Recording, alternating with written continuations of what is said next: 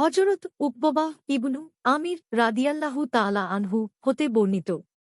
তিনি বলেন, আমি সফরে নবী সাল্লাল্লাহু আলাইহি ওয়াসাল্লামের উটের নাকশি ধরে ধরে সামনের দিকে চলতাম। নবী সাল্লাল্লাহু আলাইহি ওয়াসাল্লাম আমাকে বললেন, হে উকবাহ, আমি কি তোমাকে পাঠ করার মতো দুটি উত্তম সূরা শিক্ষা দিব? তারপর তিনি সাল্লাল্লাহু আলাইহি ওয়াসাল্লাম আমাকে কুল আউযু বিরব্বিল ফালাক অর্থাৎ সূরা ফালাক ও কুল আউযু বিরব্বিন-নাস অর্থাৎ সূরা আন-নাস শিখালেন। কিন্তু এতে আমি খুব খুশি হয়েছি বলে তিনি মনে করলেন না। পরে তিনি সাল্লাল্লাহু আলাইহি ওয়াসাল্লাম ফজরের নামাজের জন্য উট হতে নামলেন। এ দুটি সূরা দিয়েই আমাদেরকে নামাজ আদায় করালেন। নামাজ শেষ করে তিনি সাল্লাল্লাহু আলাইহি ওয়াসাল্লাম আমার প্রতি লক্ষ্য করে বললেন, কি দেখলে হে উকবাহ?